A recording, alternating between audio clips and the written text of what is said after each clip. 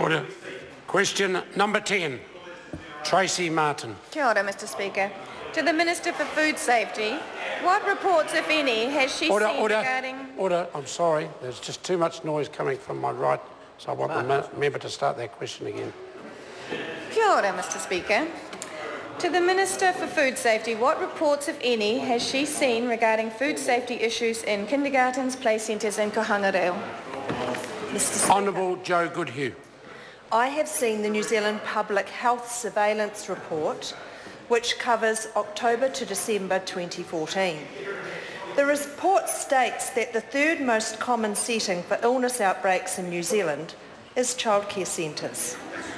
Some of the reported illnesses will relate to food, and the circumstances of exposure part of the report saw 23 childcare centres, numbering 327 cases of various illnesses. Supplementary? Supplementary question, Tracey Martin.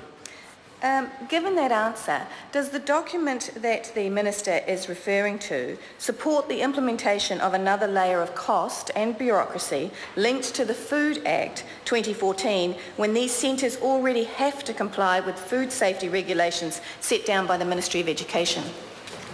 Honourable Joe Goodhue. Mr Speaker, the member refers to the consultation process that MPI is currently undertaking with all parts of New Zealand where food is served.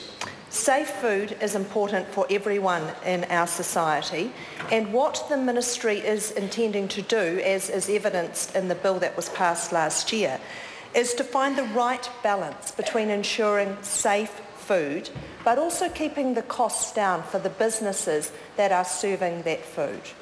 Supplementary? Supplementary question, Tracey Martin. When the Minister made this following statement, and I quote, "We want the regulations to be practical and appropriate for the wide range of businesses operating in New Zealand's food industry, from coffee carts and catering companies to restaurants and large industrial food manufacturers," was she aware that kindergartens, play centres and kōhanga reos could be caught by these regulations? Honourable Speaker, Joe Goodhue. The answer to that is, of course, yes. The Food Act applies to food for sale. If an education provider is offering food as part of its service and is charging fees, then the Act will apply. However, there is an exemption from the requirements to operate under a food control plan or national program for home-based early childcare education services and early childcare education services that undertake only minimal food handling. It is important that during the consultation phase of this process, given that the Act comes into effect next March, that all of the early childcare centres and sector engage with MPI to sort through what the ramifications will be for them, but underlying all of this is that safe food is a priority for New Zealanders. Supplementary? Supplementary question, Tracey Martin.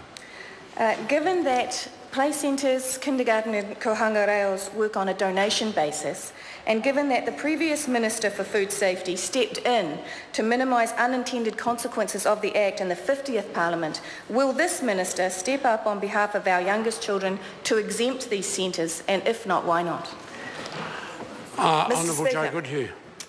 The member raises an important point that I think is easily answered by this.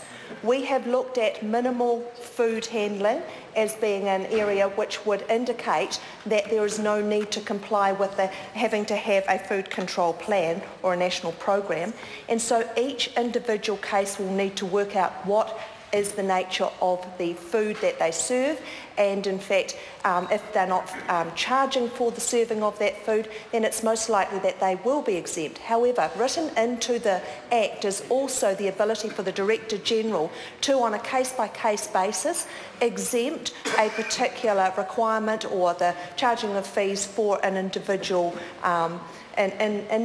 entity. So I can assure the member that we need to work through this one step at a time and have great engagement from that sector with the MPI. Now's the time to get it right.